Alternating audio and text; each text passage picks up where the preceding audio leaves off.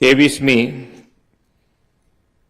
Global cluster કોન્ફરન્સના ઉદ્ઘાટન પ્રસંગે આપણી સૌની સાથે મંચ ઉપર ઉપસ્થિત મારા સાથી મંત્રી શ્રી બળવંતસિંહ રાજપૂત, એસઈએના કેસ્ટર સીડના ચેરમેન શ્રી શૈલેષભાઈ બાદલા,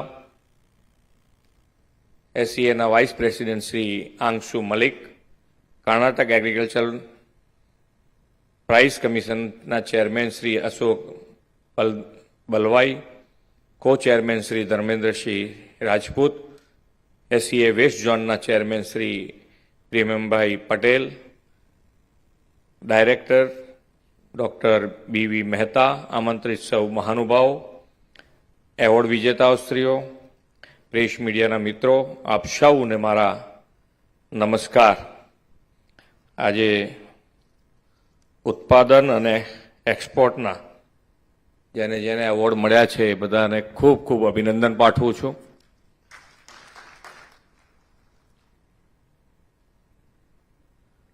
ગુજરાત અને ગુજરાત સરકાર તરીકે અહીંયાથી મારા સાથી મંત્રીએ કીધું છે અને એનું ઇંગ્લિશમાં કે ભાઈ કદાચ કોઈને ખ્યાલ ના આવે તો એના માટે ઇંગ્લિશમાં પણ તમને કીધું છે કે ગુજરાત સરકાર તમારી સાથે ઊભા રહેવા માટે તૈયાર છે.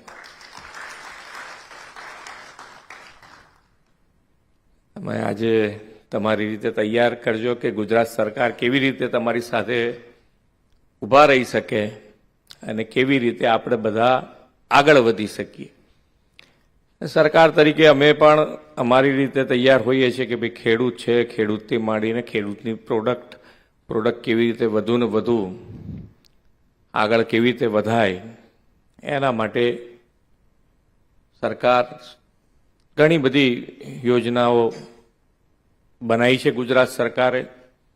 અને ગુજરાત સરકાર દરેકે દરેક બિઝનેસ આજે ગ્રોથ એન્જિન દેશનું જ્યારે બનાવ્યું છે માનનીય વડાપ્રધાનશ્રીએ, તો એનું જો મેઇન હાર્ટ હોય તો કે પોલિસી ડ્રીવન સ્ટેટ છે. એટલે દરેકે દરેક વસ્તુની એકદમ ક્લેરિટી સાથે લાભ આપવાનો અને જે કીધું છે એ કરવું એ માન્ય વડાપ્રધાનશ્રીનો કાર્યમંત્ર છે અને એની ઉપર જ ગુજરાત સરકાર પણ આજે આગળ વધી રહી છે.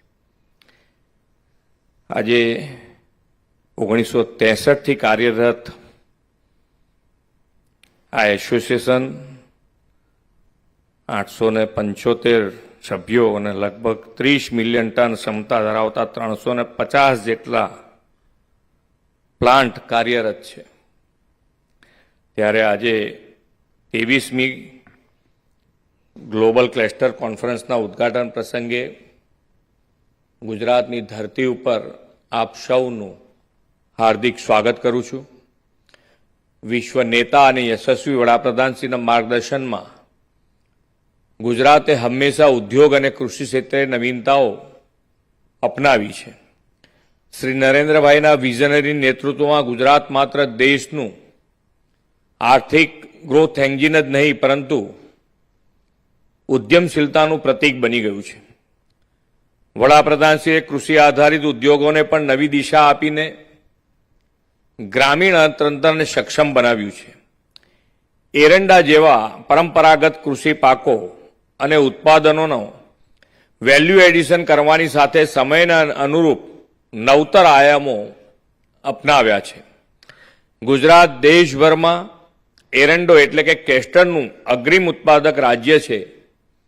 વર્લ્ડ કેસ્ટર માર્કેટમાં પણ ગુજરાત મોટો ફાળો ધરાવે છે. સોલ્વન્ટ એક્સટ્રેક્શન ઉદ્યોગ એક કૃષિ પ્રધાન ભારત માટે એક મહત્વપૂર્ણ ઉદ્યોગ છે અને દેશમાં તેલ ઉત્પાદનમાં ક્રાંતિ લાવવામાં મહત્વપૂર્ણ ભૂમિકા નિભાવે છે. ગુજરાતના ઉદ્યોગપતિઓ અને ઉત્પાદકોએ જે નિષ્ઠા અને દ્રઢતાથી આ ક્ષેત્રને નવી ઊંચાઈએ પહોંચાડ્યું છે તે પ્રશંસનીય છે. ટેકનોલોજી અને નવીન ઉદ્યોગ નીતિઓ દ્વારા કૃષિ અને ઉદ્યોગ એક સાથે પ્રગતિ કરી શકે તે ગુજરાતના ખેડૂતો અને ઉદ્યોગપતિઓએ સાબિત કર્યું છે. આજનો આ કાર્યક્રમ એરંડા ઉદ્યોગ માટે સાથે સંકળાયેલા ખેડૂતો અને ઉદ્યોગોના વ્યાપક હિતમાં વધુ સારી રીતે આ ક્ષેત્રનો વિકાસ થાય તે માટેનું યોગ્ય પ્લેટફોર્મ છે. ગુજરાતનું મહત્વ વધુ એકવાર આ ગ્લોબલ ક્લસ્ટર કોન્ફરન્સ 2025થી ઉજાગર થવાનું છે. વિશેષ આનંદની અને ગૌરવની વાત એ છે કે અત્યાર સુધીમાં આ 23 કોન્ફરન્સમાંથી 22 કોન્ફરન્સ યોજાઈ છે, તેમાંથી 18 કોન્ફરન્સ તો ફક્ત ગુજરાતમાં જ આપણે કરવા યોજવામાં આવી છે. ગ્રીન સિટી ગાંધીનગરમાં powering sustainable solution for the green future theme સાથે આયોજિત આ કોન્ફરન્સ માટે સૌને અભિનંદન આપું છું. ભારત એરંડા અને તેના તેલના ઉત્પાદનમાં વિશ્વના અગ્રણી તરીકે જાણીતું છે.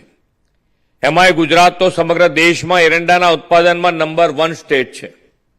વડાપ્રધાન શ્રી મોદી સાહેબની વિઝનરી લીડરશીપમાં એરંડા ક્ષેત્રને વધુ સુદૃઢ અને સક્ષમ કરવાના પ્રયાસો સફળ થયા છે. 2003માં ગુજરાતમાં માત્ર 2900 હેક્ટર વિસ્તારમાં એરંડાનું વાવેતર થતું હતું. શ્રી મોદી સાહેબના માળખાકીય અને નીતિગત પ્રયાસોથી 2024માં આ વાવેતર લગભગ 7200થી વધુ હેક્ટરમાં થવા લાગ્યું છે. એટલે કે વાવેતર વિસ્તારમાં 150%થી વધારો થયો છે. અહીં ઉપસ્થિત આપ સૌ એરંડાના ઉત્પાદન ક્ષેત્રે સંકળાયેલા લોકો તેના સાક્ષી છો. ફાર્માસ્યુટિકલ, કોસ્મેટિક્સ, લુબ્રિકન્ટ્સ અને બાયોડીઝલ જેવા અનેક ક્ષેત્રમાં એરંડાનો ઉપયોગ વ્યાપકપણે વધ્યો છે. તેથી તેની માંગ રોજબરોજ વધી રહી છે અને વેલ્યુ એડિશનની જરૂરિયાત ઊભી થઈ છે. વિશ્વભરના બજારોમાં આપણા એરંડાના તેલની વિશ્વસનીયતા અને ગુણવત્તા અત્યંત મહત્વપૂર્ણ છે. ગુજરાત મોદી સાહેબની પ્રેરણાથી કૃષિ અને ઔદ્યોગિક વિકાસનું પાયોનિયર સ્ટેટ છે. રાજ્ય સરકારે માત્ર એરંડાના ઉત્પાદન અને નિકાસ માટે જ નહીં, પણ નવી ટેકનોલોજી અને સંશોધન દ્વારા ઉત્પાદન ક્ષમતા કેવી રીતે વધારી શકાય તેને પણ પ્રાથમિકતા આપી છે. આ કોન્ફરન્સના માધ્યમથી એરંડા ઉદ્યોગને વૈશ્વિક સ્તરે વધુ સ્પર્ધાત્મક બનાવવા માટે અને આધુનિક કૃષિ ટેકનોલોજી સાથે પ્રોસેસિંગ ટેકનિક અને ઇનિશિયેટિવ ઉત્પાદન પદ્ધતિઓ અંગે વૈશ્વિક નિષ્ણાતો દ્વારા અદ્યતન જાણકારી મળશે. આ કોન્ફરન્સ માત્ર ઉદ્યોગ કે કૃષિ માટે નહીં, પણ make in India, grow in ગુજરાતના વડાપ્રધાનશ્રીએ આપેલા વિઝન માટે પણ એક મહત્વપૂર્ણ પગલું છે. આ એક એવો મંચ છે જ્યાં ખેડૂતોથી લઈ એરંડા ઉદ્યોગની સમગ્ર સપ્લાય ચેઇનની વિન વિન સિચ્યુએશન માટે ચર્ચા થશે. ગુજરાતની ગ્લોબલ એરંડા હબ તરીકેની ઓળખ દ્રઢ કરી શકાય તે દિશામાં પણ સમૂહ મંથન થશે તેવો મને શ્રદ્ધા છે. વડાપ્રધાન શ્રી નરેન્દ્રભાઈ મોદીએ 2047માં વિકસિત ભારતનો જે સંકલ્પ કર્યો છે તેને પરિપૂર્ણ કરવા આપણે સર્વસમાવેશી વિકાસની દિશા અપનાવી છે. આપણે સૌ સાથે મળીને વિકસિત ભારત 2047 માટે નવી અપેક્ષાઓ, નવી ટેકનોલોજી અને વધુ સમૃદ્ધ માટેનો સંકલ્પ કરીએ.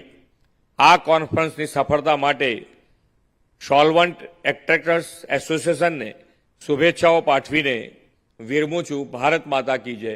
વંદે માતરમ. જય જય ગરવી ગુજરાત.